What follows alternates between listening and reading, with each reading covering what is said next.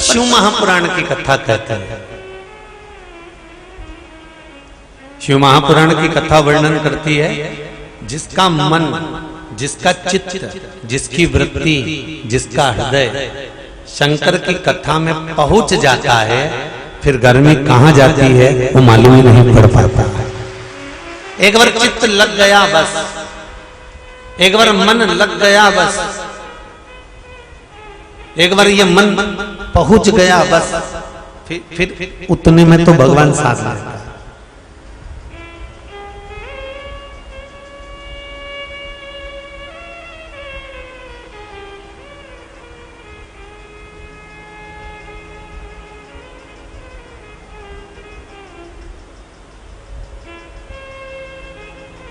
दक्ष प्रजापति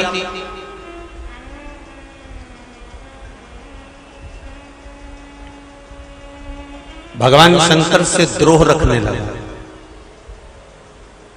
द्रोह रखने का या दुश्मनी पालने का कोई दूसरा कारण नहीं था दक्ष प्रजापति का। दक्ष प्रजापति का दुश्मनी पालने का केवल एक कारण था कि मैंने अपने दामाद चंद्रदेव को श्राप दिया था, और उस श्राप को मैंने जो चंद्र को दिया था, तो चंद्र की काया मैंने जब बिगाड़ दी थी, तो ठीक शंकर जी ने क्यों कर?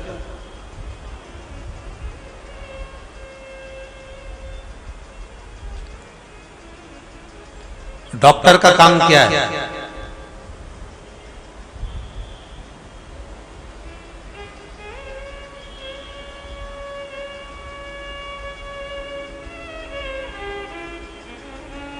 डॉक्टर का काम क्या है? अगर पहचान वाला भी जाए तो उसको इलाज करना है, और अगर एट ए टाइम पर कोई अचानक, कोई एकदम, मान लो तुम्हारा दुश्मन भी अगर सामने पड़ा हुआ है, तो कोई लाकर तुम्हारे सामने छोड़ दिया है, तो तुमको इलाज करना है। डॉक्टर का काम है ये डॉक्टर का करना है। अपना आया तो भी स्वीकार करा, पराया आया तो भी स्वीकार करा। डॉक्टर दोनों को स्वीकार करता है।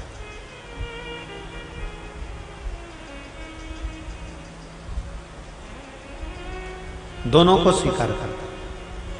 अपना आ रहा है तो भी स्वीकार कर रहे हैं, और दुश्मन आ रहा है तो भी स्वीकार करते हैं।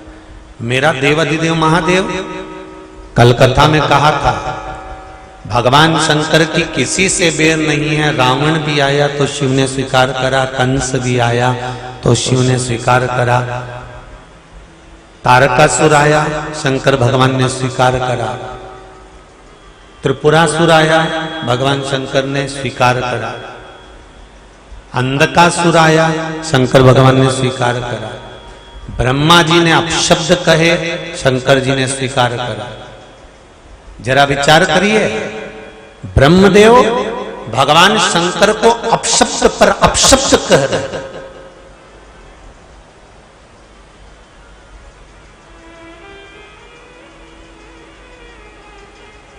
ब्रह्मा जी कह रहे हैं ये शिवलिंग, कोई शिवलिंग है? एक पत्र आया है, दूसरे धर्म की बड़ी प्रशंसा करता है। मैं क्या करूं कि वो मेरे ऊपर हंसे ना, और उनको भी मैं खींच कर अपने शंकर के चरणों में लाकर छोड़ दूं। उसके लिए मैं क्या करूं? मेरा ऐसी बेटी और बेटों से निवेदन है कि आपके मित्र, आपके दोस्त गलत जगह जा रहे हैं, गलत मार्ग पर जा रहे हैं, किसी अन्य बाबा जोगी के चक्कर में या किसी अन्य चीज में पड़ गए हैं। आपको कुछ नहीं करना। आप तो एक काम करो, वो तुम्हारी हंसी उड़ाते हैं, तुम्हारे लिए ठिठोली करते हैं, आप शब्द कहते हैं। शिव महापुराण की कथा कहती है 33 कोटि देवताओं को उठाकर देख लीजिए, ऐसा कोई देवता बता दो जिसने शंकर भगवान पर उंगली ना उठाई। उसके बाद भी किसी एक देवता का नाम बता दो जिसके नाम के आगे महादेव लिखा हो, महासंबोधन जुड़ा हो।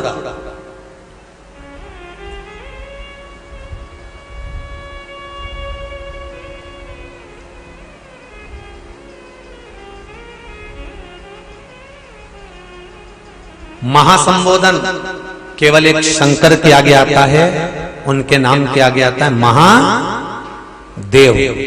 और दूसरा महासंबोधन शंकर भगवान ने अपनी तरफ से माता लक्ष्मी को दिया।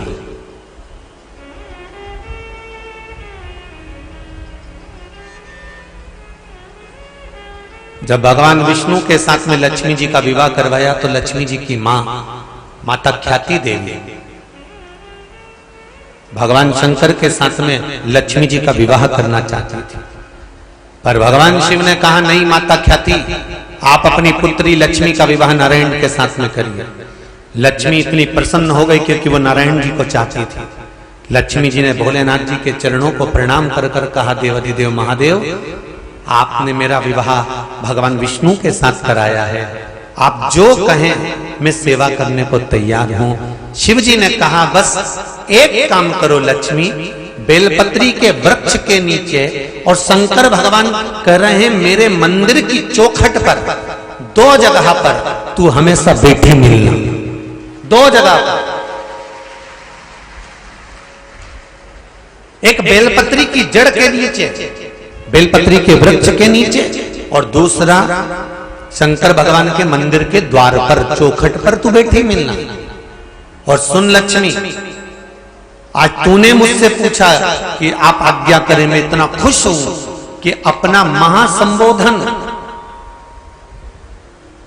जो महादेव का महासंबोधन है, शिव कहते हैं मेरा महासंबोधन मैंने अपनी पार्वती को भी नहीं दिया, पर मैं तुझे प्रदान करता हूं। आज से तू लक्ष्मी नहीं, क्या नाम होगा? महालक्ष्मी कहलाए।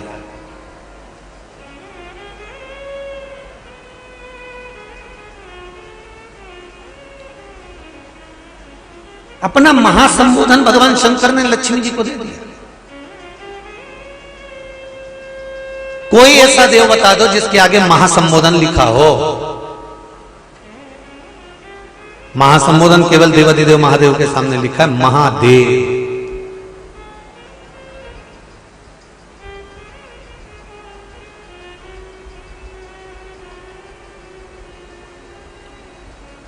उन्होंने अपने पास 33 कोटि देवताओं में केवल संबोधन एक। तो मेरा निवेदन है कि जो कह रहे हैं कि हम क्या करें कि सबको अपनी ओर ले आए, सबको अपनी ओर खींच लाएं, तुम्हें कुछ नहीं करना। दुनिया के लोग हंसी उड़ाएंगे, भगवान शंकर को नहीं छोड़ा, भगवान राम को नहीं छोड़ा, भगवान कृष्ण को नहीं छोड़ा, तुम्हें कौन छोड़ने वाला? कथा के बीच में हम बार बार कहते हैं क्या किसको रोइए, चादर तान के सोइए। आग लगे बस्ती में, अपन रहो मस्ती में। कोई कितना भी अपशब्द कहे, ताने दे, गाली दे, आड़ा टेढ़ा बोले, तुम मंदिर में पूजन करने जाओ, पशुपति व्रत करने जाओ, 5 दिए लगाने के लिए जाओ, जल चढ़ाने के लिए जाओ, बेलपत्री रखने के लिए, समर्पित करने के लिए जाओ, चावल चढ़ाने के लिए जाओ, तो इतना जरूर याद रखना। आप जितना समर्पण करने जाओ तो आपको ये नहीं, बस आप तो शिव की भक्ति में इतने डूब जाओ, इतने डूब जाओ कि तुम्हारे साथ वाले जो मित्र हैं, सखियां सहेलियां हैं, वो भी सोचे कि अगर इसकी डबल से नौकरी लगी है ना तो ये शंकर जी ने ही लगाई है, इसको कुछ मिला है ना तो ये शिव जी ने ही करा है, इसको कुछ प्राप्त हुआ है ना ये शंकर से ही प्राप्त हुआ है। तुम्हें कहने की जरूरत नहीं है शंकर का गुणगान, शंकर का गुणगान तो दुनिया करेगी, आप भजन तो करो।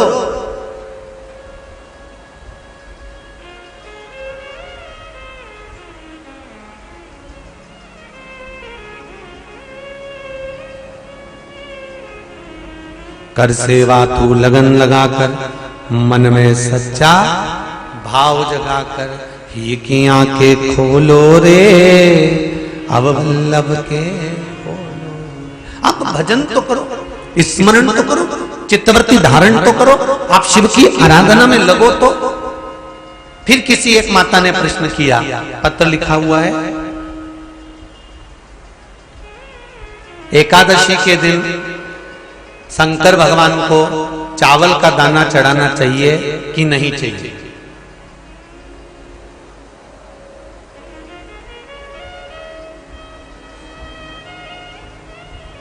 अब बोलो तेरा क्या होगा रे कालिया?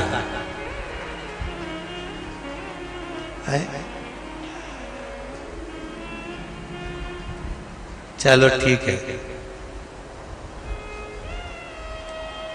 बीमार व्यक्ति से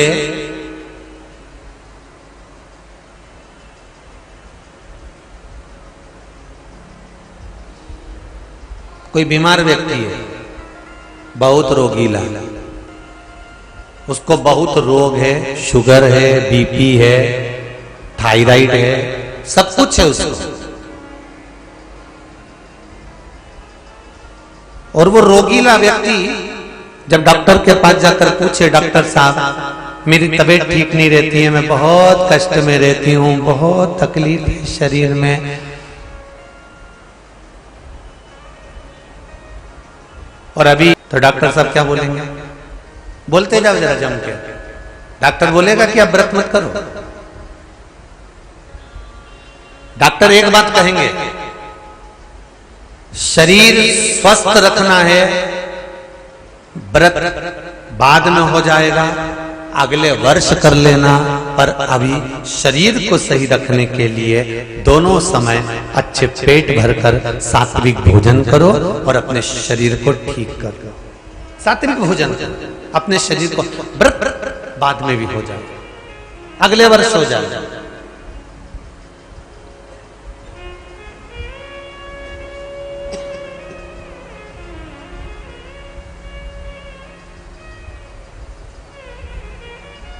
अभी तुम थोड़ा सवेरे 2 बिस्कुट ले लिया करो, सुबह नाश्ता ले लिया करो, भोजन ले लिया करो, फिर दोपहर में कुछ हल्का फुल्का लेकर थोड़ी थोड़ी देर में खाते रहना चाहिए। हो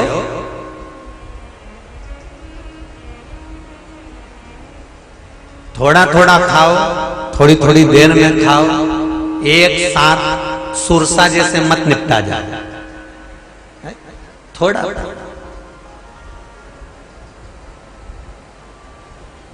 ज्यादा खाओगे और ज्यादा कमाओगे तो दूसरों को कष्ट नहीं होगा, कष्ट खुद को होगा। ज्यादा खाओगे अपाच्य हो जाएगा, रात की नींद उड़ जाएगी, शरीर में अच्छा नहीं लगेगा। ज्यादा कमाओगे, रात की नींद उड़ जाएगी, दुनिया की दृष्टि तुम पर पड़ जाएगी और तुम्हारी रातों की नींद चली जाएगी। कमाओ भी उतना जितना खर्च कर सको और खाओ भी उतना जितना पचा सको। अति सर्वस्व वर्जक। डॉक्टर कहेंगे ये तुम्हारा व्रत जो है ना अगले साल कर लेना, इस साल मत करिए, इस साल तो आराम से भोजन वोजन करो तुम लोग, बढ़िया प्रेम से खाओ पिए। तो उसी तरह किसी ने पूछा कि चावल का दाना एकादशी पर भगवान शंकर को चढ़ा सकते? चावल का दाना शंकर जी को चढ़ाते क्यों है, पहले तो वो समझ। बेलपत्री का तो महत्व आपको बार बार बताया कि बेलपत्री शिव जी को क्यों चढ़ाई जाती है, कहीं रोग के लिए, कहीं बीमारी के लिए, कहीं किस कार्य के लिए, कहीं कोई कार्य के लिए, कहीं कोई कार्य के लिए। चावल का दाना अगर हम शंकर भगवान को चढ़ा रहे हैं तो क्यों चढ़ा रहे हैं, उसका कारण क्या है? चावल का दाना शिव को चढ़ाने का केवल एक कारण रहता है कि चावल को अक्षत कहते हैं।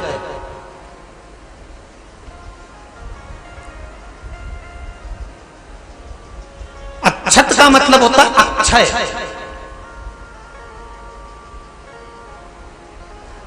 अभी हमारे यहां एक तिथि आने वाली है, अक्षय तृतीया। उसका मतलब क्या होता है? अक्षय, जिसका कभी क्षय ना हो। जब हम भगवान शंकर को चावल का दाना चढ़ाते हैं, जैसे बहुत ध्यान दीजिएगा महाराज, बहुत समझने वाली बात है, बहुत ध्यान से।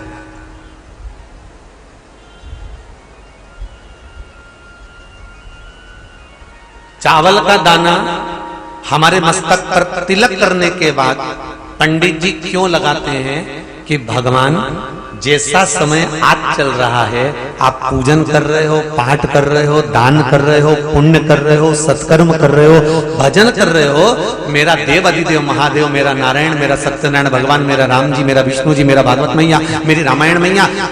ब्राह्मण मस्तक पर तिलक लगाने के बाद चावल इसलिए लगाता है कि जैसा समय आज चल रहा है, भगवान तुमको ऐसा ही समय बनाकर रखे और तुम ऐसे ही चार चांद लगाते रहो, दान पुण्य संकीर्तन करते रहो, इसलिए मस्तक पर चावल का दाना लगाया जाए।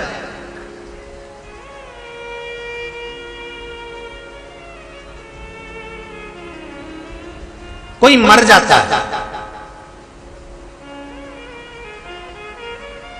मरने के बाद जब तक पगड़ी नहीं होती तब तक माथे पर तिलक, चावल का दाना लगाया जाता है। जम के बोलो जरा, नहीं लगाते। किसी पंडित जी से पूछो, ब्राह्मण देवता से पूछो, ब्राह्मण देवता ये कोई मर गया और हमारा तो नियम है कि हम सिर पे तिलक लगाते हैं, चावल लगाते हैं, या पंडित जी से हम तिलक लगवाते हैं, मंदिर जाते हैं तो मंदिर में जाके तिलक लगवा के हम चावल का दाना लगवाते हैं, क्यों नहीं लगाते? उसका कारण क्या है? जब किसी के मरने के बाद 10 दिन तक 12 दिन तक मस्तक पर तिलक क्यों नहीं लगाया जाता? 10-12 दिन तक माथे पर तिलक या चावल क्यों नहीं लगाया जाता? उसका कारण है कि ये जो समय आया है, तुम्हारे यहाँ जो गमी हुई है, तुम्हारे यहाँ कोई मर गया है, तुम्हारे यहाँ किसी के प्राण छूट गए हैं, तो ब्राह्मण इसलिए तिलक नहीं लगाता आपको, इसलिए चावल का दाना नहीं लगाता कि ऐसा दिन भगवान अब ना लाए, इसको अमर ना करे, इसको अक्षय ना करे, इसको प्रबल ना करे।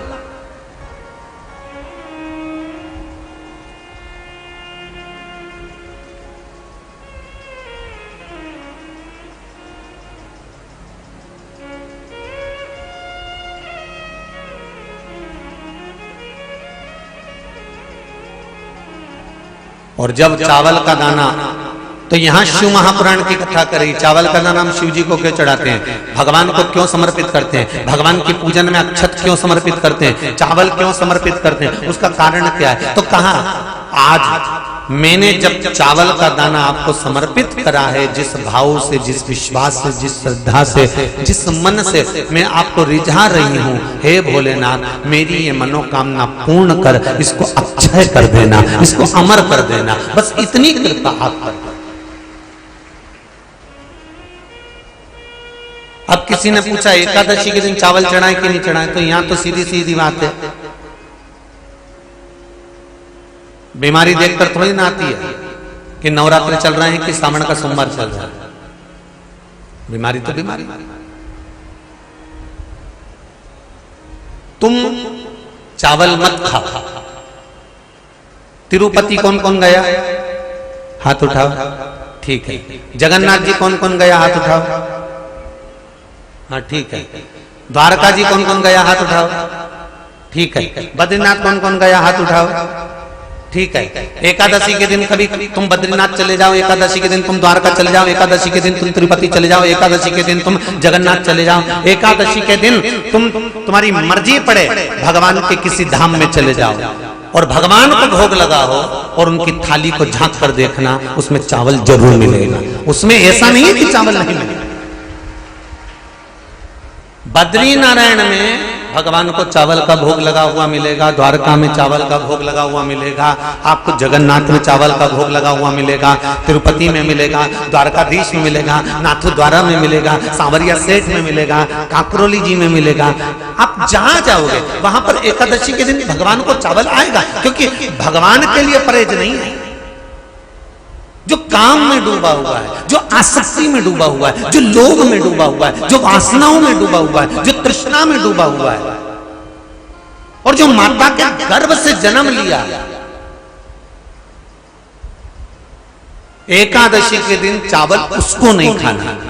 अब हमारे यहां तो कहावत में कहते हैं, राम जी की जब स्तुति गाते हैं तो कहते हैं भय प्रगट, आती है आप लोगों को? एक लाइन तो आती होगी, गाओ जरा। भय प्रगट दीन कौशल्या। अब रामचरितमानस में कहा भय प्रगट कृपाला। प्रगट मतलब एकदम सामने आ गए, यहां लिखा है पैदा भय लाला। अगर तुलसीदास जी लिखते तो जन्म लिया होता राम जी ने तो तुलसीदास बाबा लिख देते कि पैदा भय, माता के गर्भ से इनका जन्म हो। नहीं नहीं नहीं, यहाँ कहा भय प्रगट कृपाला दीन दयाला कौशल्या, यहाँ प्रगट है।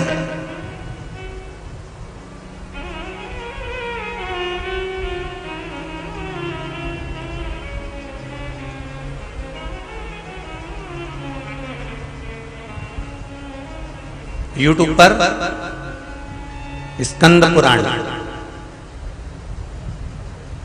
अंधेरी मुंबई की माहेश्वरी समाज वाली अगर डली हो और जिसने नहीं सुनी हो तो सुनना। उसमें हमने वर्णन किया कि एकादशी का जन्म कहां हुआ था। एकादशी के माता पिता कौन है? सबसे पहले एकादशी का व्रत किसने रखा था?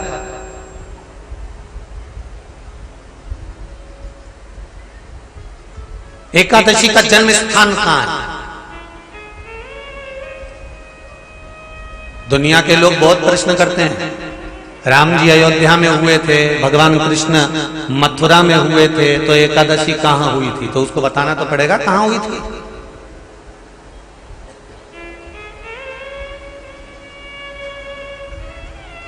उसमें हमने वर्णन किया कि एकादशी के माता पिता कौन है, एकादशी का व्रत सबसे पहले किसने करा, एकादशी का जन्म कहां हुआ, एकादशी को क्यों चावल नहीं खाते, एकादशी के दूसरे दिन चावल का दाना खाना क्यों जरूरी है।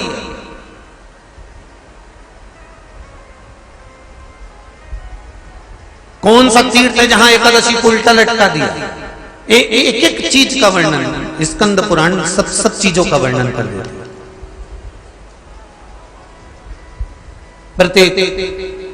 तो यहां जो वर्णन आया कि आप मनुष्य जो माता पिता के गर्भ से, माता के गर्भ से जन्म लिया हो, संसार में जिसका जन्म हुआ हो और मृत्यु लोक में गर्भ की कैद में रहने के बाद जन्मा हो, उसको एकादशी के दिन चावल नहीं खाना चाहिए। महाराज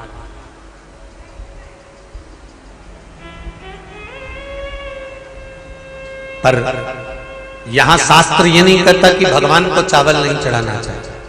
यहां शास्त्र कहता है आप शिव जी को चाहे एकादशी हो, चाहे द्वादशी हो, चाहे प्रदोष हो, चाहे पूर्णिमा हो, चाहे अमावस्या हो, चावल का दाना आप भगवान शिव को समर्पित कर सकते हो और ज्यादा नहीं। शंकर कभी ये नहीं कहते कि मुझे बहुत सारा चढ़ा। शंकर जी की कथा कहती है कितना, मात्र एक चावल का दाना। हम तो उनसे भी कहेंगे जो लोग कहते हैं ना कि हम आज हमारा सावन का महीना है तो आज हमें भगवान को 1.25 लाख बेलपत्र चढ़ाएंगे, तो कोई कहता हम 1000 बेलपत्र चढ़ाएंगे, तो कोई के हम 5000 चढ़ाएंगे, कोई के हम 50,000 चढ़ाएंगे। मेरा निवेदन केवल इतना है, तुम तो एक चढ़ा।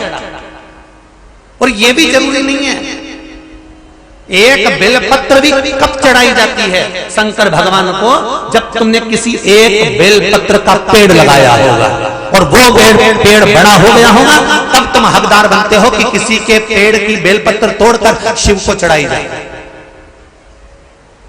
लगाया पेड़ मिल गया बेलपत्री का और तुम तो डंडा लेके खड़ी हो गई और तुरंत तो सारा झड़ा और जितना बेलपत्री का पेड़ था सारा की सारा उनको बिना पत्ते का कर दिया। अब दूसरा ढूंढ रही है। तुम्हारे यहाँ है क्या? अब दूसरा ढूंढने की तैयारी। और दूसरा जब पूरा क्लीन हो गया फिर तीसरा ढूंढने चली, तीसरा ढूंढने गई, फिर कहा तुम्हारे यहाँ है क्या? तो कई लोग ऐसे होंगे। ये गर्मी चली जाए, जैसे पिछले वर्ष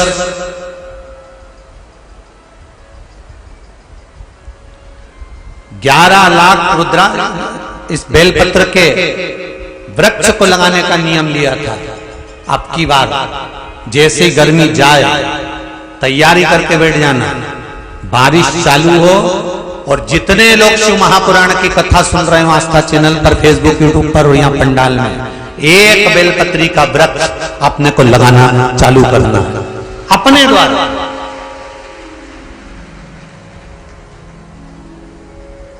क्योंकि भक्त बढ़ गए, बेलपत्री कम पड़ने लगी। बोलो सही है कि गलत है?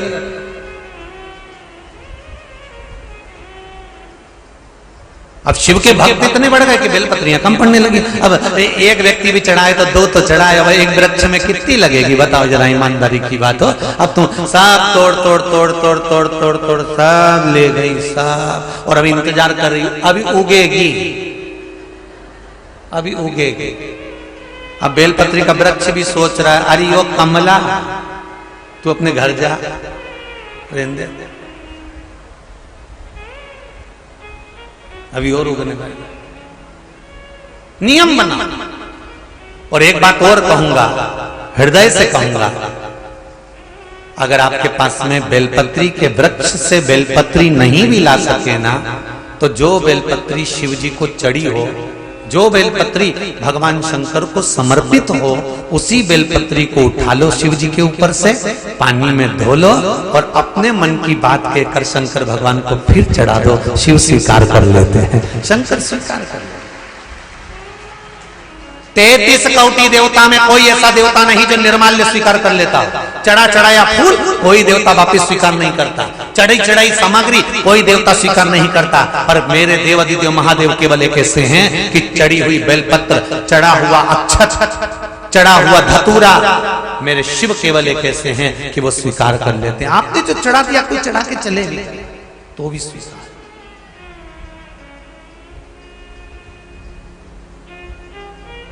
इतना सरल देव है मेरे देव महादेव, इतने सरल।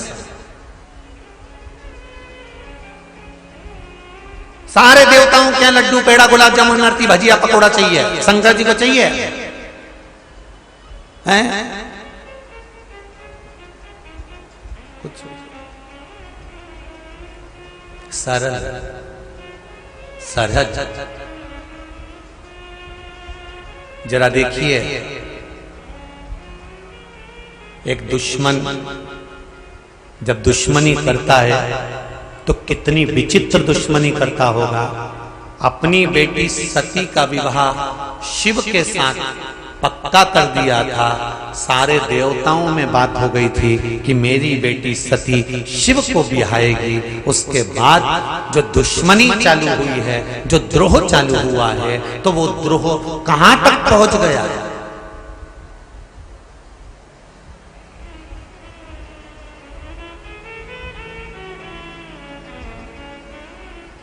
वो द्रोह कहां तक पहुंच गया? यही कनखल, इसी हरिद्वार की नजदीक कुछ ही दूरी पर भगवान शंकर जी का ससुराल कनखल, इसी कनखल की कथा सुना रहे हैं। ये हर की पौड़ी शिव महापुराण, ये साधारण नहीं है। इस हर की पौड़ी का मतलब समझना है अपने को बहुत ध्यान से। जैसे आपको मालूम पड़ गया ना कि हर शब्द कहां से जुड़ा, भरतरी से। सप्तऋषि रोड कैसे पड़ा, सात धारा से। उसी तरह हमको समझना है। दक्ष प्रजापति के हृदय में कितना कितना कितना विद्रोह झाड़ा होगा, कितना विद्रोह जागा होगा, जरा विचार करिए। मेरे दामाद को मैंने श्राप दिया था कि काया बेकार हो जाएगी, तो शंकर कौन होते हैं मेरे दामाद की काया को ठीक करने वाले? डॉक्टर के सामने अगर उसका दुश्मन भी आ जाता है तो भी वो उसका इलाज करता है, उसको मार नहीं देता, क्योंकि वो डॉक्टर है।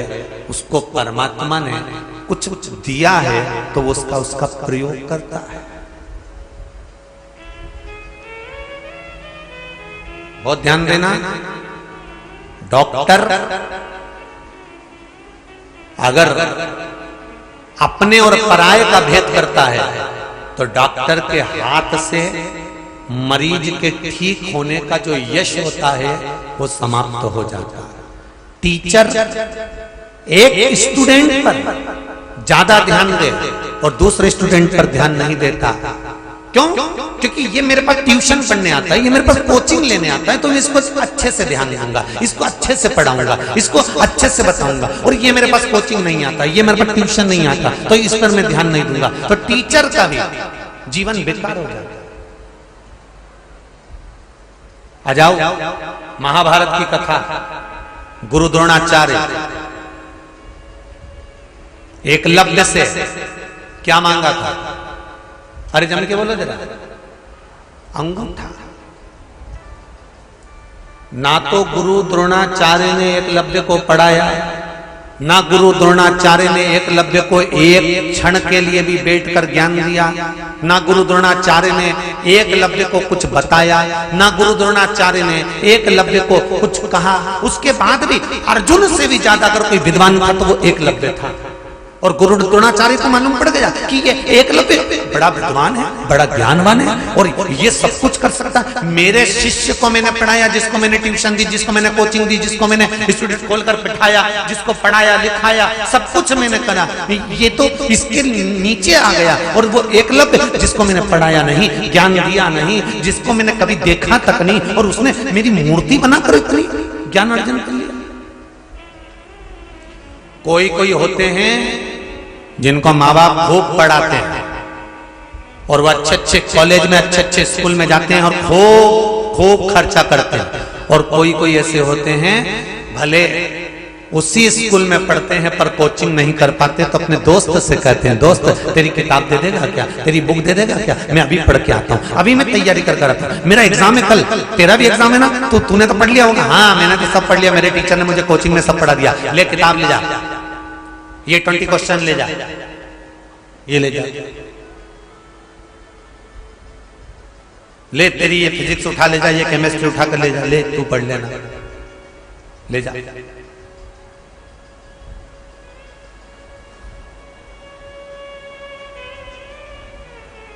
अब गुरु द्रोणाचार्य के लिए अर्जुन प्रिय है,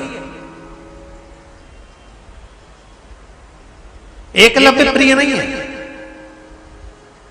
तो उन्होंने सोचा कि मेरे शिष्य का नाम कैसे चलेगा, तो उन्होंने कहा इसका अंगूठा ही कटवा लेता।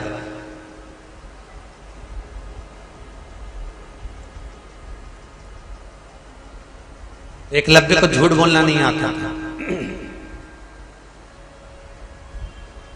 एकलव्य ने गुरु द्रोणाचार्य एक बार निकल कर जा रहे थे तो प्रणाम कर लिया, गुरुदेव नमन करता। गुरु द्रोणाचार्य ने पूछा तुम कौन हो? एकलव्य कहता है मैंने आपकी मूर्ति बनाई है और आपसे विद्या सीखी है। गुरुजी आज तक मैंने गुरु दक्षिणा नहीं दी, आप बताओ मैं गुरु दक्षिणा में क्या दूं आपको? कुछ आता है तुमको? हाँ। अर्जुन को भी बुलाया और एकलव्य को भी बुलाया और दोनों की परीक्षा ली, तो एकलव्य जीत गया, अर्जुन हार गया। गुरु द्रोणाचार्य ने सोचा मेरा शिष्य जिसको मैंने पूरी जिंदगी लगा दी सिखाने में और वो हार गया और एकलव्य जीत गया, मुझे ये अंगूठा काट कर दे दो। और अंगूठा मांग लिया। जिस गुरु द्रोणाचार्य ने अपने शिष्य के लिए एक शिष्य से छल कर गए, उस गुरु द्रोणाचार्य का महाभारत के युद्ध में कैसा अंत हुआ है ये पूरा इतिहास जानता है, ये पूरा विश्व जानता है।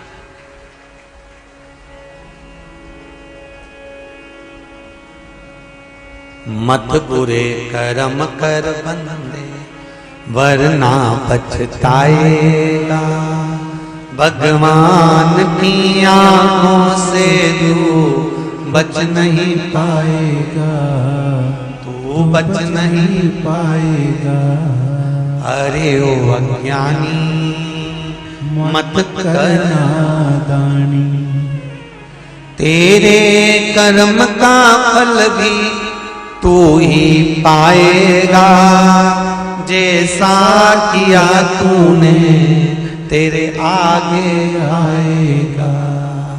मत बुरे कर्म कर बंदे वरना पछताएगा, भगवान की आंखों से तू बच नहीं पाएगा, तू बच नहीं पाएगा।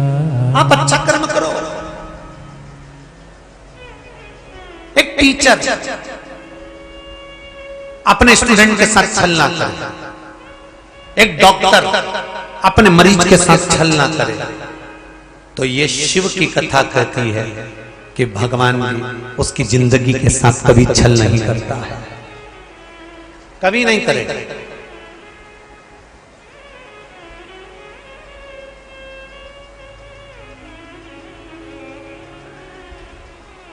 करा। अब शिव कौन है, शंकर कौन है? अगर किसी की काया को सही कर रहे हैं, हाथी का माथा जोड़ रहे हैं, दक्ष प्रजापति को बकरे का मुख लगा रहे हैं, प्लास्टिक सर्जरी करने में नंबर 1 है, इलाज करने में 1 नंबर, तो शंकर कौन है? अरे बोलो तो तुम क्या, डॉक्टर ही है ना। जब सारे डॉक्टर हार जाते हैं, वेंटिलेटर पर पटक देते हैं, उसके बाद में डॉक्टर भी कहते हैं कि अब हम तो पूरी कोशिश कर रहे हैं, पर अब ये सब उसके हाथ में है। मतलब डॉक्टर को भी मालूम है कि एक डॉक्टर और बैठा है और वो साधारण नहीं, वो साधारण नहीं हो सकता, वो दुनिया का आनंद करने वाला है, आनंद करने।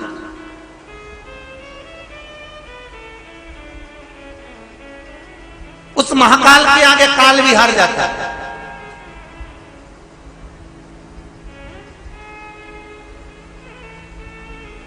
आप केवल शिव भक्ति करिए, शंकर का स्मरण करिए।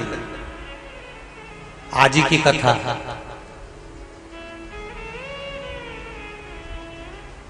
आज नीलकंठेश्वर महादेव का दर्शन करने गए थे।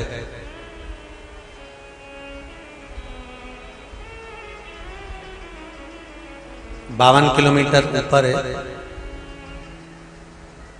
ऊंचाई पर है, रास्ता भी छोटा है, पास में से गंगा जी बह रही है। आप लोग गए? कौन कौन गए? सब गए हो? चलो रखो।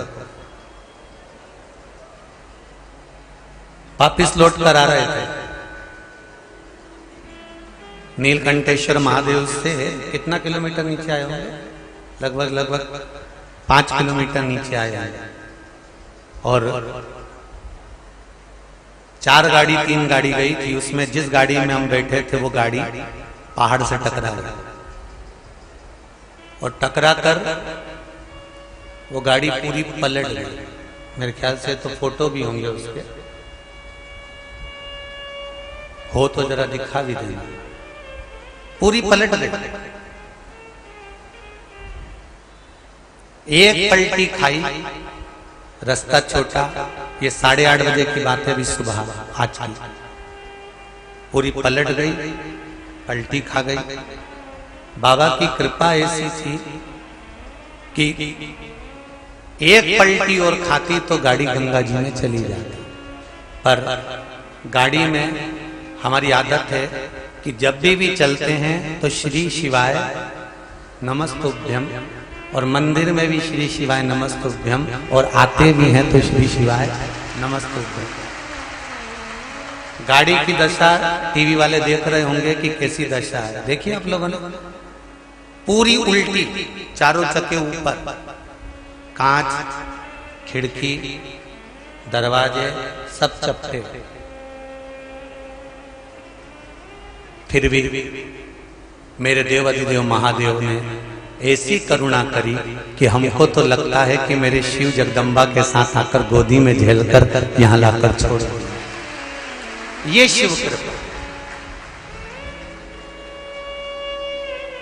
लोग कहते कहां है महादेव? हम कहते हैं आपकी श्वासों में है महादेव। आप पुकार कर देखिए, पुकार कर देखिए, तुम्हारे साथ हर पल, हर घड़ी, हर क्षण खड़ा। अकाल मृत्यु वो मरे जो काम करे चंडाल का, काल उसका क्या बिगाड़े जो भक्त हो महाकाल का। शिव की उपासना, शंकर की आराधना, मेरे शिव की भक्ति सुख देने। श्री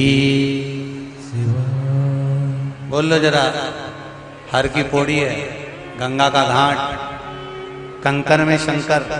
दिल से बोलिए श्री शिवाय नमस्तुभ्यं, श्री शिवाय नमस्तुभ्यं, श्री शिवाय नमस्तुभ्यं, श्री शिवाय नमस्तुभ्यं, श्री शिवाय नमस्तुभ्यं। आराधना शिव की, भक्ति शिव की। दक्ष प्रजापति को क्रोध आ गया। मेरे दामाद को मैंने श्राप दिया था और शंकर ने ठीक कर दिया। शिव वो डॉक्टर हैं,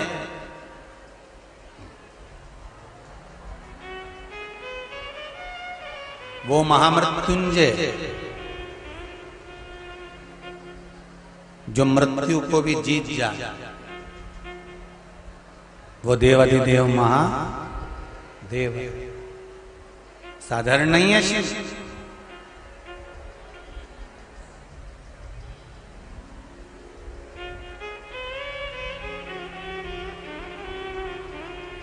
शंकर की आराधना सहज नहीं। आया दक्ष प्रजापति को क्रोध आया, और दक्ष प्रजापति को जब क्रोध आया तो दक्ष प्रजापति ने नारद जी को कहा, देवऋषि नारद, आप कह रहे हो कि शंकर भगवान ने चंद्रदेव की काया को ठीक कर दिया। हाँ, चंद्रदेव ने ऐसा करा क्या था जो उसकी काया ठीक हो गई? क्या करा था? पार्थिव शिवलिंग का निर्माण किया था। पार्थिव शिवलिंग के निर्माण में शंकर की आराधना में कितना बल होता है, ये देखो, ये पत्र में लिखा।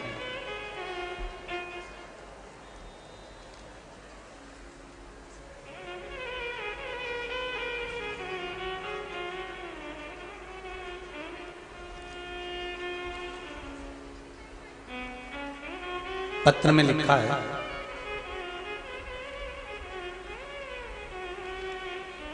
रानी जी शर्मा, रामनगर नैनीताल से आई हैं। कहीं बैठी आप ही? दोनों हाथ हिला दीजिए एक बार। हर हर महादेव। मेरा नाम रानी शर्मा है और हम रामनगर नैनीताल से हैं। गुरुजी, मेरे चेस्ट में 2 साल पहले एक गांठ हो गई थी, गठान हो गई थी, जिसका ऑपरेशन अलीगढ़ के हॉस्पिटल में हुआ था। उसके बाद कुछ समय के बाद एक गांठ दोबारा उससे हटकर थोड़ी ही दूरी पर फिर हो गई, और वो गांठ पिछली गांठ से बड़ी थी। अभी गुरुजी, हमने लॉकडाउन में आपकी कथा सुनी और कुछ उपाय आपने गांठ को गलने के लिए रुद्राक्ष वाला, बेलपत्री वाला, जड़ वाला कहा, उसको करना प्रारंभ कर। गुरुदेव, डॉक्टर ने भी कह दिया कि ये गठान पिछली गठान से बड़ी है और चांस कुछ गड़बड़ ही है। गुरुदेव, जब वो उपाय करना प्रारंभ करा, कुछ समय के बाद गांठ गलना चालू हो गई, और वो गांठ कहां गई डॉक्टर को भी नहीं मालूम पड़ रही। रिपोर्ट सब अच्छी आ गई। ये शिव। बैठो बहन, बैठो। हर हर महादेव, बैठ जाइए। शिव की कृपा। फिर हम रुद्राक्ष उत्सव में बाबा भोलेनाथ को प्रणाम करने सीहोर गए, वहां बाबा को नमन करा। बाबा की कृपा, शिव की आराधना, शिव उपासना।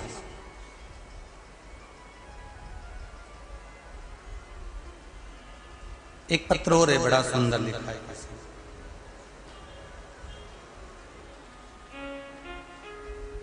दीक्षा सिरोही,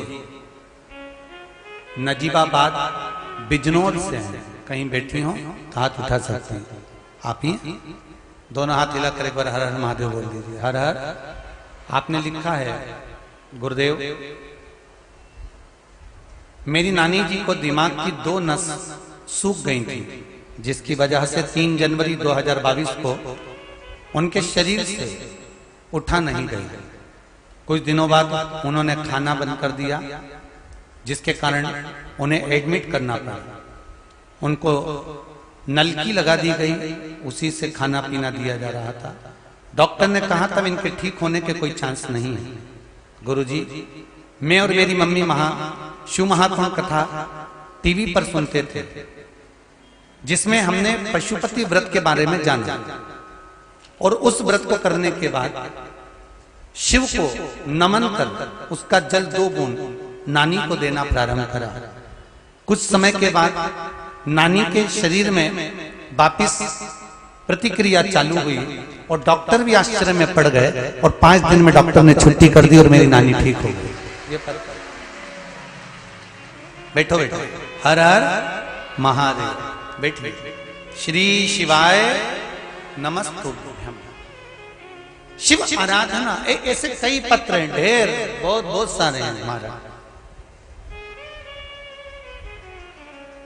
और हम कहेंगे ये पत्र नहीं है,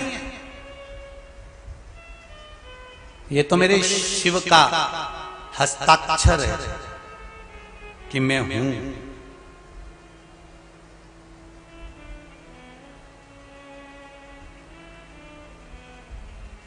उसके होने का प्रूफ।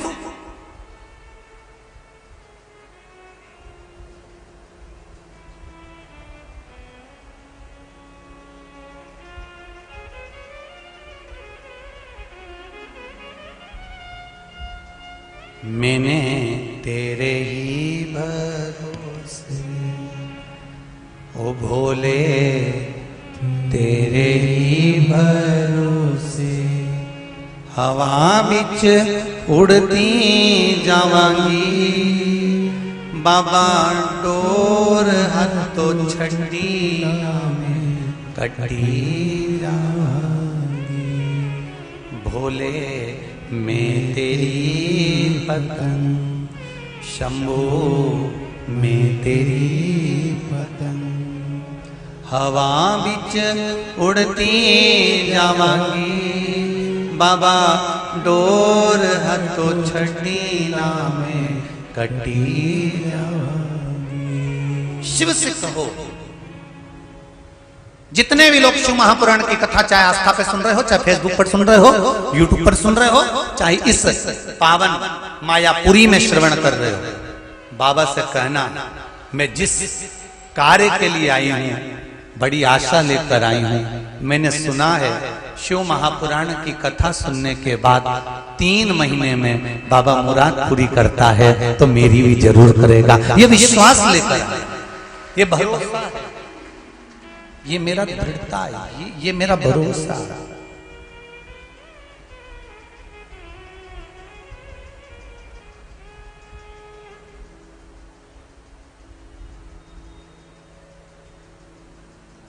अगर वो है तो फिर कोई गम नहीं। अगर वो है तो, और वो कब होगा? जब आपका विश्वास पक्का होगा। अगर विश्वास आप, अगर जो यहाँ रहने वाले होंगे, कभी आप लोग जाएं तो अभी भी गाड़ी वहीं पड़ी होगी, जाकर देखेंगे तो आपको मालूम पड़ेगा कि वो गाड़ी की दशा ऐसी है, तो उसमें बैठने वालों की दशा क्या होगी। पर अगर वो है और उसके विश्वास प्रबल है, भरोसा दृढ़ है, तो फिर वो साथ में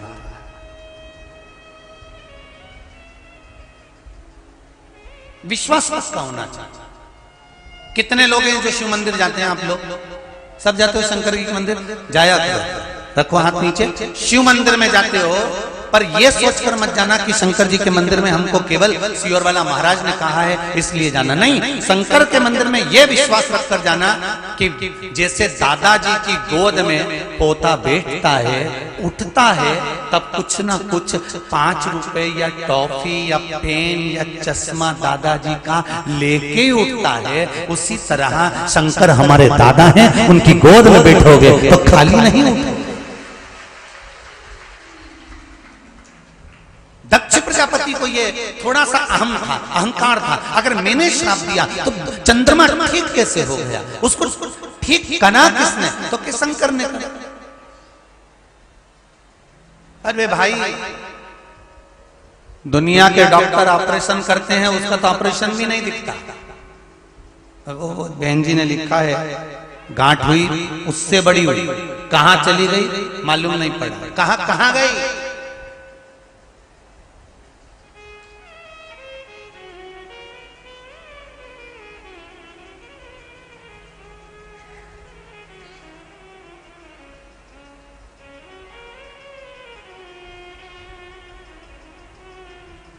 देता है वो सब।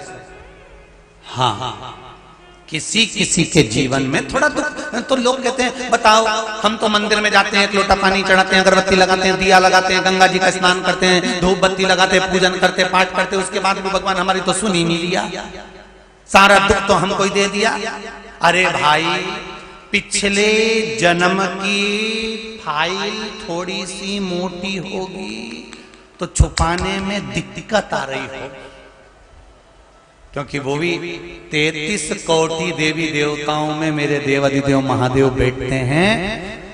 अब ब्रह्मा जी तो खुद उनसे परेशान रहते हैं। आप लोगों को पहले भी कथा में कहा, एक बार ब्रह्मा जी ने किसी के प्राण वापिस, वो राजा श्वेत की कथा आती है कि राजा श्वेत के प्राण वापिस दे दिए, तो ब्रह्मा को क्रोध आ गया। ब्रह्मा जी ने कहा यमराज गए तो उनने प्राण नहीं लेने दिए, मृत्यु देवी गई तो प्राण नहीं लेने दिए, बचाया किसने? शंकर जी ने।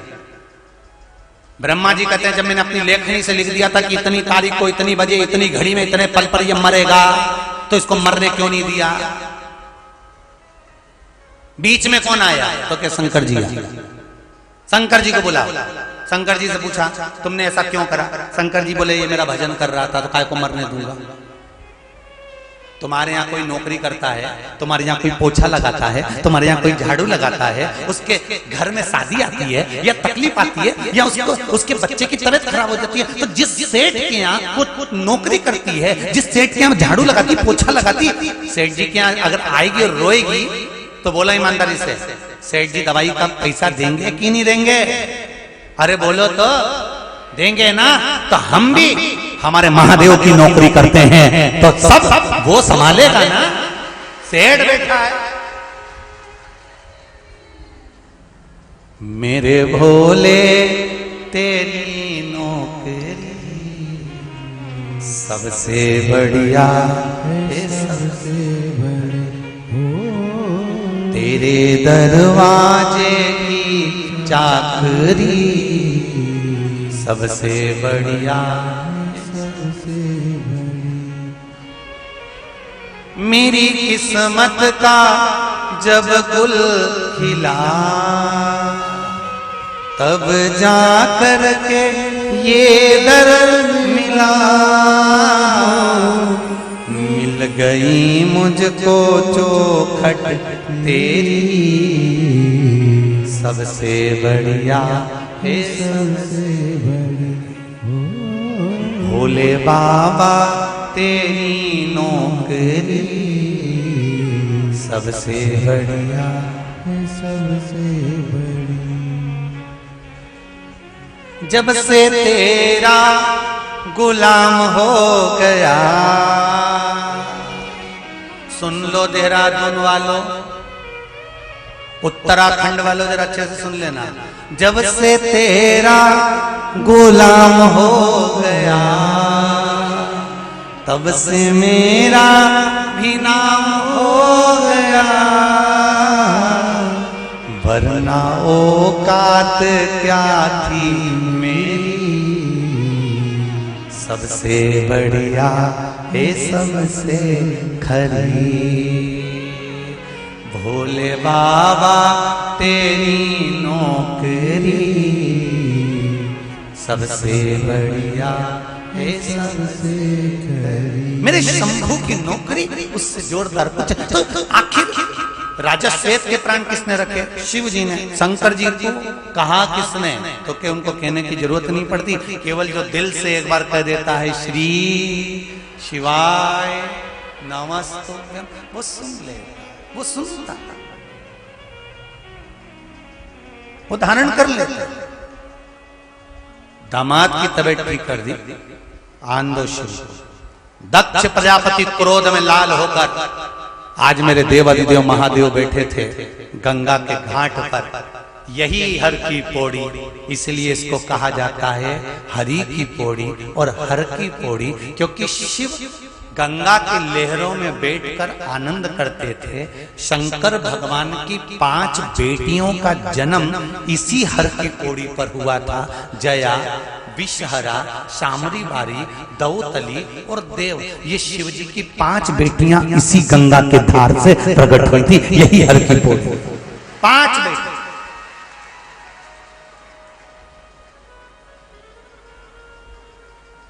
नाम बोलो जरा। पहली जया, विषहरा, श्यामली बारी, दौतली और देव, ये 5 कन्या हैं शंकर भगवान की। वैसे हैं 6, एक अशोक सुंदरी भी है, पर अभी 5 की चरित्र चल रहा है हरिद्वार में, तो 5 बेटियां।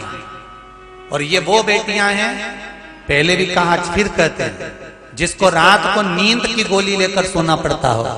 एक प्रैक्टिकल जरूर कर देखना, रात को सोने से पहले जब पलंग पर सो, मोबाइल पूरा बंद कर दो। सोने से जितना तुम्हें व्हाट्सएप चलाना चलाओ, फेसबुक यूट्यूब से चलाना चला, पर सोते समय जब मोबाइल बंद करो, गोली मत खाना, हाथ में थोड़ा सा जल लेना। जया, विषहरा, श्यामली बारी, दौतली, देव, शंकर जी की 5 लड़कियों का नाम लेकर थोड़ा थोड़ा सा आचमन करना और बढ़िया श्री शिवाय नमस्तुभ्यम कहकर सो जाना। ऐसी नींद लगेगी कि सवेरे भी नींद खुले तो पड़ोसी ही जगाएगा, उठ जा 8 बज गई है। ये शिव।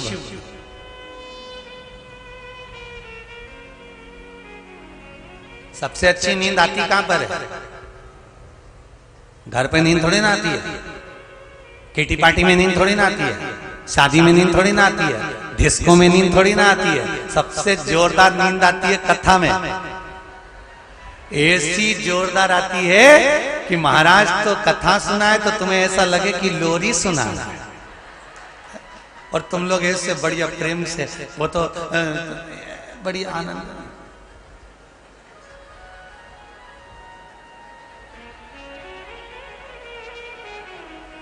और पड़ोसी उठा दे तुमको, उठ सो रही क्या? तो फिर ऐसे ऐसे क्या कर रही? भगवान भाग रिया है तो बुला रही।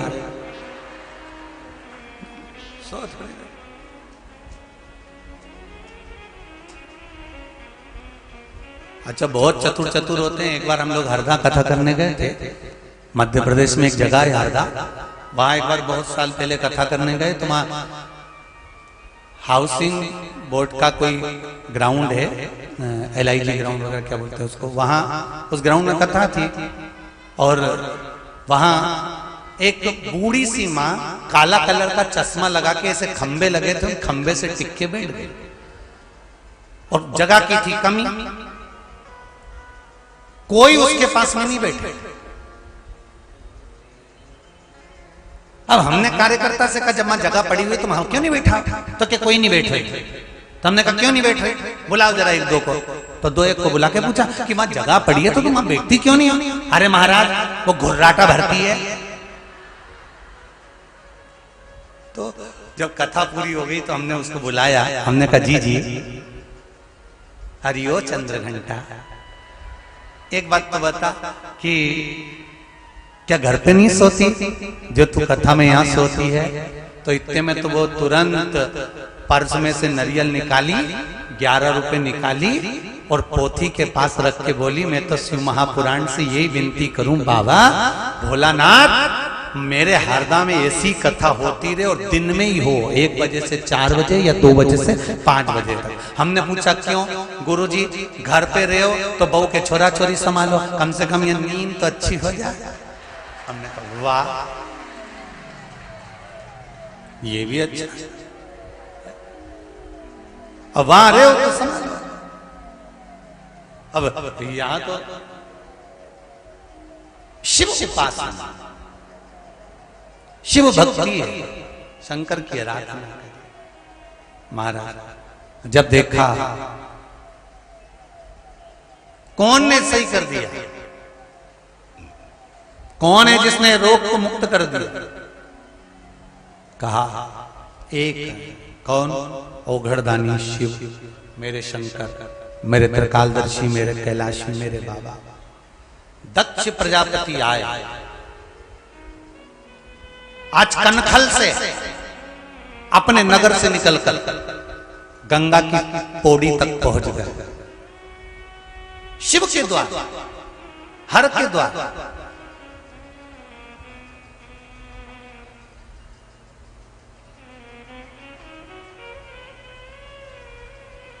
कितना अंतर है जरा ध्यान रखिएगा। कनकल में दक्ष प्रजापति हैं, वहां से चले थे क्रोध में, गुस्सा कर कर बोलते बोलते चले। शिव जी ने जो पवन देव से कहा थोड़ी सी हवा चला दो, और जो पवन देव ने थोड़ी सी हवा चलाई और गंगा के घाट की रज, गंगा के घाट की माटी, कंकर, रेत, थोड़ी सी रज उड़ी और बोलते बोलते जा रहे थे और वो मुंडा में भरी।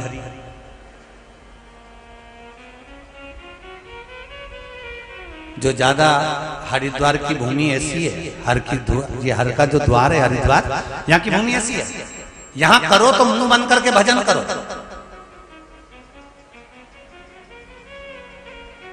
चलते चलते अगर तुम गंगा नहाने जा रहे हो और बड़बड़ बड़बड़ बड़बड़ बड़बड़ करते करते जा रहे हो, इतनी देर में तो हवा चलेगी और रेत। अब तुम तो पति पूछे क्या हुआ, ऐसा लग रहा है रेत भरा है। रेत नहीं भरा ही है, शंकर जी कह रहे हैं मुंडा बंद करके श्री शिवाय नमस्तुभ्यं जपो, पंचाक्षर मंत्र जपो नमः शिवाय बोलो, षडाक्षर मंत्र जपो ओम नमः शिवाय बोलो, द्वादशाक्षर मंत्र जपो ओम नमो भगवते वासुदेवाय जपो, पर जपो।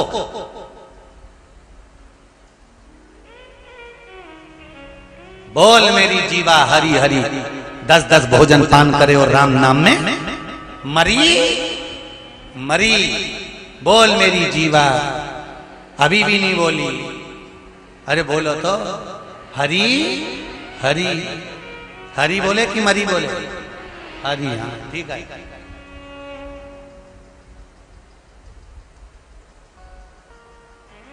दक्ष प्रजापति के मुख पर उड़ी रज, और जो रज उड़ी दक्ष प्रजापति मौन होकर गंगा के घाट पर गए और क्रोध में ला। मेरे शंभू बेटे बहुत शांति, शीतल, एकदम शीतल। सारे मंदिरों में गर्मी के दिनों में गर्मी लगेगी, शंकर जी के मंदिर में एसी भी मत चला, कूलर भी मत चला, पंखा भी मत चला, तो भी शंकर जी के मंदिर में गर्भगृह में ठंडक ही मिलेगी, क्योंकि शिव मेरा शीतल। मत लगाओ एसी, मत लगाओ कूलर, मत लगाओ पंखा, शंकर के मंदिर के गर्भगृह में जाना। शंकर पर जब जल चढ़ता है, चारों तरफ जल रहता है, शंकर कूल कूल रहते हैं। मेरे भगवान शिव एकदम शीतल, एकदम ठंडे।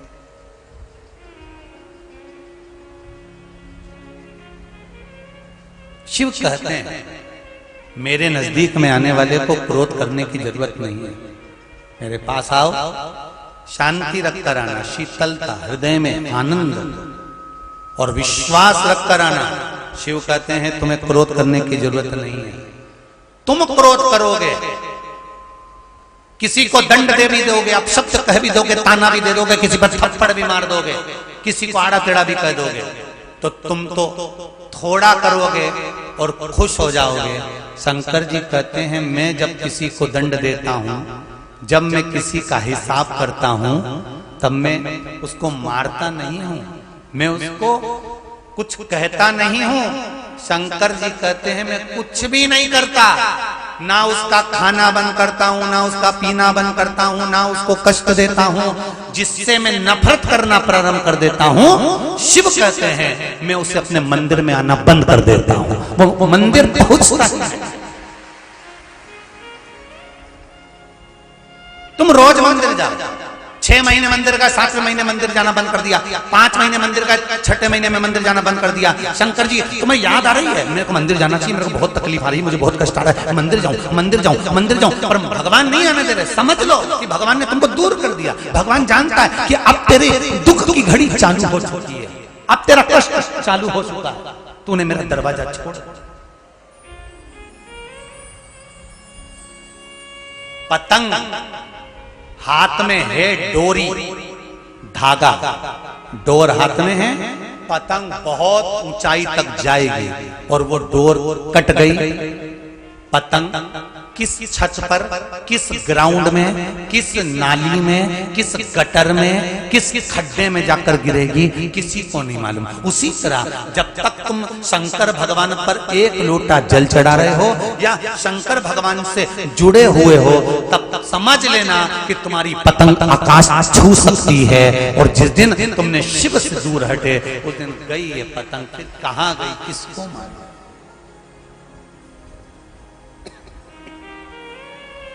किसको मालूम।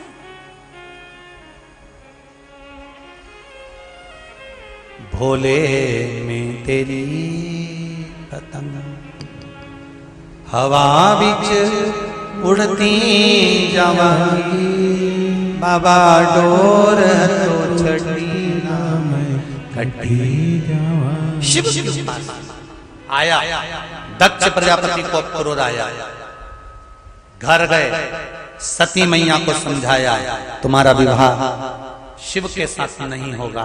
सती मैं तुम्हें समझा रहा हूं, तुम मान जाओ। सती मैया नहीं मानी।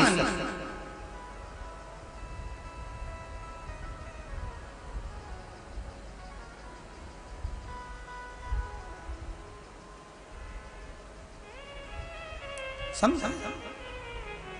अरे दक्ष प्रजापति करें, सती सुन लो, वो भिक्षा मांगने वाले को मैं अपना दामाद नहीं बना सकता। सती कहती है मेरे भोले बाबा के कंधे पे झोली, और झोली को देख के भिखारी मत समझो, झोली को देख के भिखारी मत समझो, मेरे भोले बाबा को अनाड़ी मत समझो। विचार करिए, सती ऐसे भिक्षुक से, भिक्षा मांगने वाले से मैं विवाह नहीं। अरे सती समझ जा, जिसके हाथ में डमरू हो वो बंदरों का नाच नचाने वाला मदारी होता है।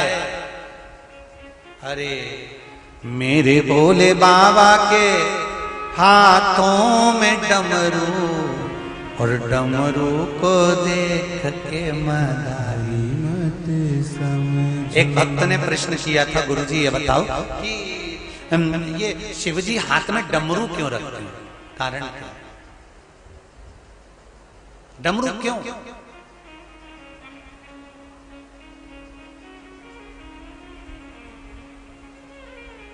क्या कारण है डमरू रखने का? भगवान शंकर, किस कारण से रखा शंकर भगवान ने डमरू? कारण क्या है? शिव महापुराण की कथा कहती है भगवान अपने हाथ में डमरू जो रखे हैं वो बंदर को नचाने के लिए नहीं रखे। भगवान ये डमरू मदारी बनने के लिए नहीं रखे हैं। भगवान कहते हैं ये डमरू जो है एक ही हाथ से, ये वाद्य यंत्र ऐसा कोई वाद्य यंत्र नहीं है जो एक हाथ से बजता हो। ढोलक 2 हाथ से, तबला 2 हाथ से, हारमोनियम 2 हाथ से, बंसी 2 हाथ से, वायलिन 2 हाथ से, मृदंग 2 हाथ से, सारे वाद्य यंत्र 2 हाथ से बजते हैं। केवल एक डमरू ऐसा है जो एक हाथ से बजता है। शंकर भगवान कहते हैं मैंने डमरू अपने पास इसलिए रखा है कि एक ही हाथ से ये डमरू आगे और पीछे दोनों तरह से बज जाता है। उसी तरह संसार का मनुष्य एक बार मनुष्य का जन्म पाता है, अच्छे और बुरे के कर्म में वो डोलता रहता है, पर परमात्मा की शरणागति प्राप्त नहीं कर पाता। इसलिए शिव कहते हैं मैंने डमरू को अपने हाथ में रखा, अपने पास। सती समझ जा, सती नहीं मानी। आज दक्ष प्रजापति ने सती को कुछ नहीं कहा। आज दक्ष प्रजापति ने सती माता को कुछ नहीं कहा और नगर में ढिंडोरा पिटवा दिया। मेरी सबसे छोटी पुत्री सती का स्वयंवर है। कनखल की भूमि हर के द्वार से पास में थी। केदार में मेरा शिव है, नीलकंठ में मेरा शिव है, और कनखल की भूमि पर आज माता सती का स्वयंवर रखा गया है।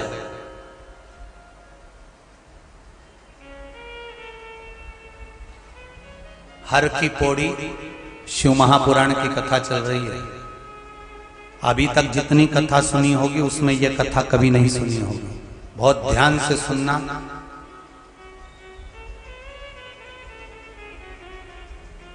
कि सती भी एक पुतले से विवाह कर लेते हैं। जरा ध्यान दीजिएगा इस कथा।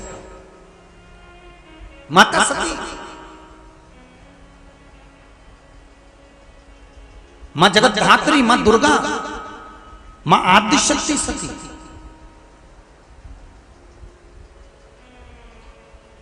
और सती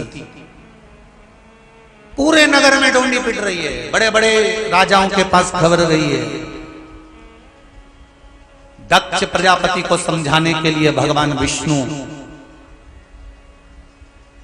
गंगा के घाट पर आए हैं। शिव जी से पूछा,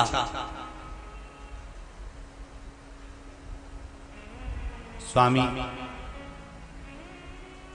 प्रभु सती का स्वयंवर है, मैं जाकर एक बार समझाऊं।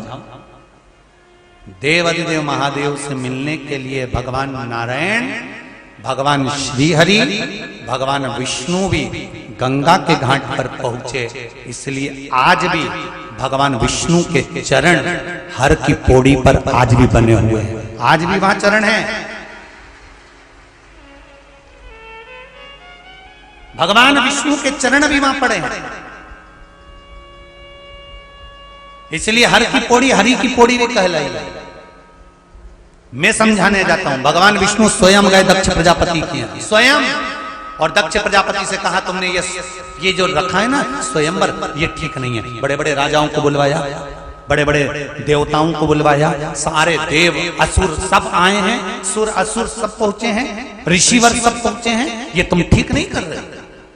पर शिव महापुराण की कथा कहती है अज्ञानी को और ज्ञानी को दोनों को समझाना सरल है, पर अभिमानी को समझाना बहुत कठिन है महाराज, बहुत कठिन। आप ज्ञानी को समझा सकते हो, अज्ञानी को समझा सकते हो। ज्ञानी को समझाओगे तो समझ जाएगा। अज्ञानी से भी कहोगे ना, जिसको ज्ञान नहीं होता ना उसको भी कहोगे बेटा ऐसा मत कर तो समझ जाएगा। ज्ञानी को समझाओगे समझ जाएगा, अज्ञानी को समझाओगे समझ जाएगा, पर अभिमानी को समझाओगे वो कभी नहीं समझेगा। तो मुझे समझते क्या हो? क्या मुझ में अकल नहीं है? क्या मुझ में बुद्धि नहीं है? क्या मुझ में विवेक नहीं है? ये जो अभिमानी के शब्द होते हैं, अहंकार के जो शब्द होते हैं, वो समझने को तैयार नहीं होता। उसको कितना ही समझाओ, चाहे तुम लक्ष्य से नहीं ला दो, चाहे प्यार से नहीं ला दो, वो नहीं समझेगा, नहीं समझेगा।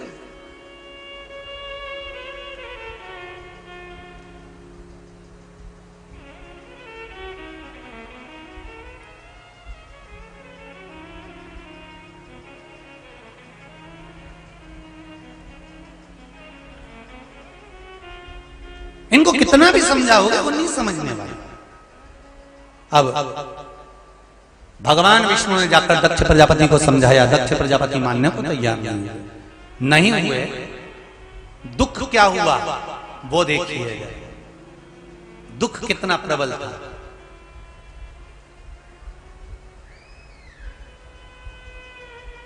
जैसे ही भगवान विष्णु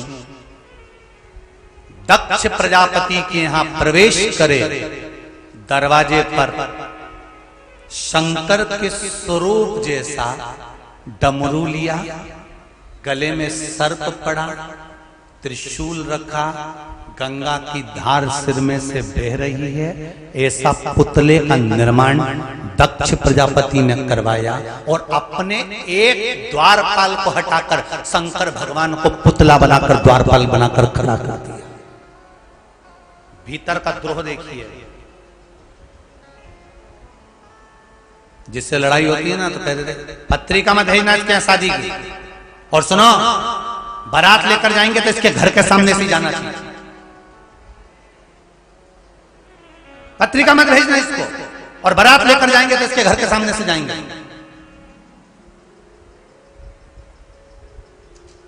आज भी नियम है, कई लोग विरोध में खड़े होते हैं तो किसी का पुतला जला देते हैं, राजनेता का। बोलो सही है कि गलत है? उसके जैसा पुतला बनाएंगे, उसी के जैसा बाल बनाएंगे और उसका पुतला जला देंगे। दक्ष प्रजापति ने पुतला बनाकर जलाया नहीं है, दक्ष प्रजापति ने शंकर जैसा पुतला बनवाया, शिव जैसा। और पुतला बनवाया भी किससे था? ये कल की कथा में सुनेंगे कि दक्ष प्रजापति को वो कौन सा बकरा था जिसका मुंह काट के लगाया था। और तुमको अगर याद हो उस बकरे का नाम तो हमको बता देना भाई को। वो कौन सा बकरा था, कौन सी क्वालिटी का था?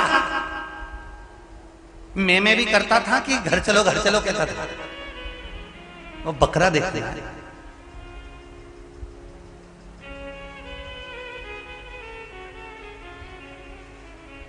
हर की पौड़ी शिव महापुराण कथा चल रही है, एक एक चीज का ध्यान रखना। तुम भी ढूंढना कि वो बकरा कौन सा था जो दक्ष प्रजापति के मस्तक पर जिसका शीश लगाया गया था। वो बकरे का नाम क्या था?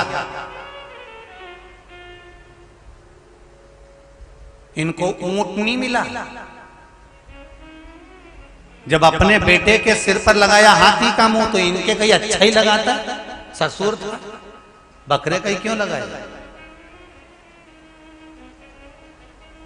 और काय का लगा, परंतु नहीं, पुतला बनवाया और पुतला बनवाकर दरवाजे पर शिव जैसा पुतला खड़ा कर दिया। भगवान विष्णु आए, दक्ष प्रजापति को समझाया। जब दक्ष प्रजापति नहीं समझे तब मेरे नारायण कहते हैं मुझे एक बार सती से मिलना है।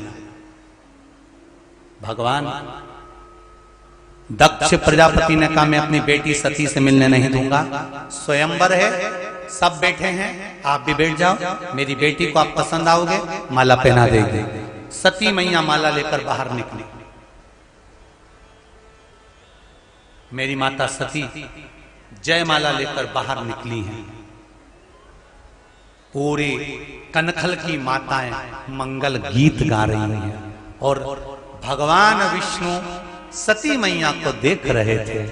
बहुत सारे देवता सती के स्वयंवर में आए हुए थे, बहुत सारे ऋषि बैठे हुए थे, तपस्वी साधक उपासक सब स्वयंवर में बैठे हुए हैं।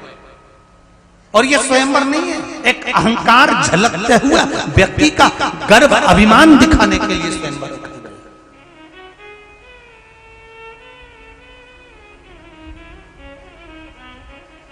पुतला दरवाजे पर द्वारपाल बनाकर खड़ा कर दिया शंकर भगवान के पुतले।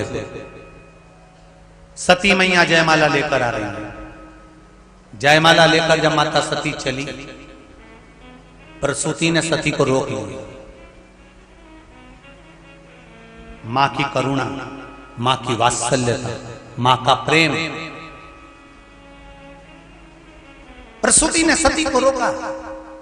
सती, तू जिससे स्नेह करती है वो इस स्वयंवर में नहीं आया, क्योंकि तेरे पिता ने उसको नहीं बुलाया। वो इस स्वयंवर में नहीं है। कनखल की इस भूमि पर शंकर नहीं है, क्योंकि नहीं बुलाया शिव को। सती,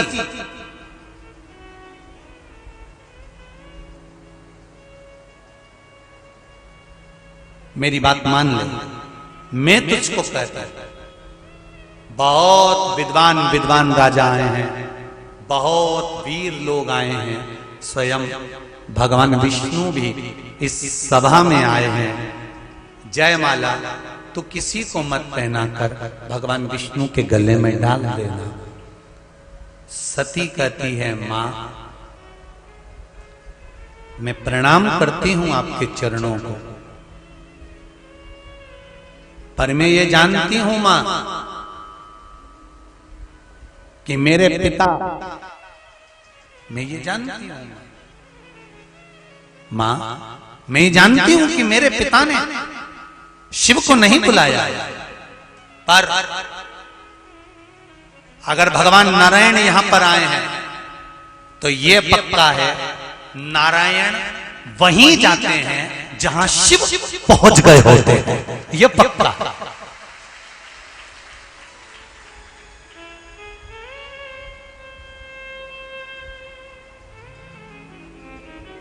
ये पक्का है। भगवान विष्णु कहां जाते हैं? जहां पर शंकर, अरे जम के तो बोलो, पहुंच गए होते हैं। शिव महापुराण में, राम कथा में, भागवत कथा में कहा गया, दुनिया के लोग राम राम कहते हैं तो उनको शिव मिल जाते हैं, और दुनिया के लोग शंकर शंकर कहते हैं तो राम मिल जाते हैं। ये रीत है, ये रीत, शंभू, ये रीत है। शिव कहोगे तो राम मिलेगा, शिव कहोगे तो कृष्ण मिलेगा, और कृष्ण और राम कहोगे तो शंकर मिलेगा। राम कहो शिव मिलेगा, शंकर कहोगे राम मिलेगा, कृष्ण मिलेगा, मेरा कृष्ण मेरा राम मिल जाएगा।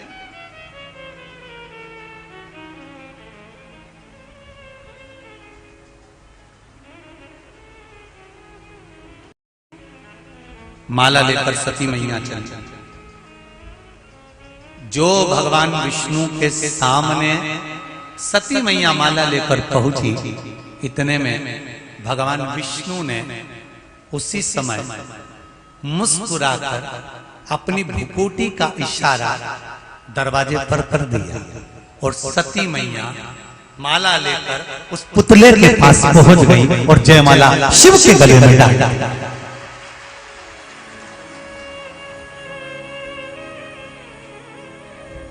दरवाजे पर जो द्वारपाल बनाकर खड़ा कर रखा था शंकर को, मेरे शिव के गले में सती मैया ने जयमाला दे दी।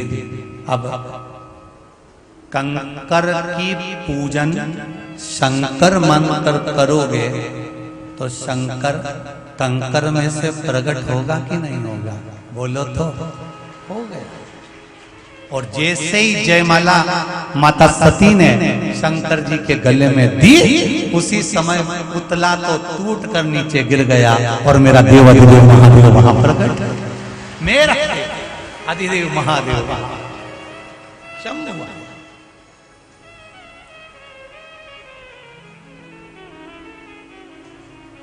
शिव प्रकट। सती ने कहा, स्वामी मुझे यहां से ले चलो। मेरे पिता ने कहा था जिसको माला पिला देगी वही तेरा पति होगा। अब माला पिला दी, आप मुझे ले चलो। शंकर भगवान बोले, ऐसे थोड़ी ना ले जाऊंगा,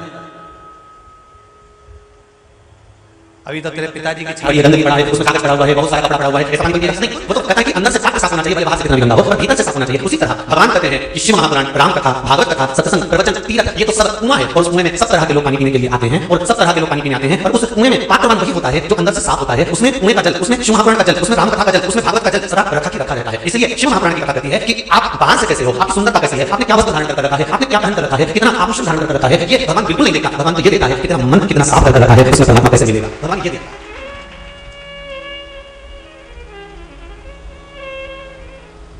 कहते हैं प्रेम से प्रभु चिलके भिखा गए, कहते हैं प्रेम से प्रभु चिलके भिखा गए, शबरी के झूठे बेर भी खावे करो, दर्शन देने न बावरे दर्शन दिया करो, भक्तों के घर भी सांवरे आधे रहा करो, दर्शन देने न बावरे दर्शन दिया करो। कहते हैं प्रेम से प्रभु चिलके भिखा गए, कहते हैं प्रेम से प्रभु चिलके भिखा गए, शबरी के झूठे बेर भी खाते रहा करो।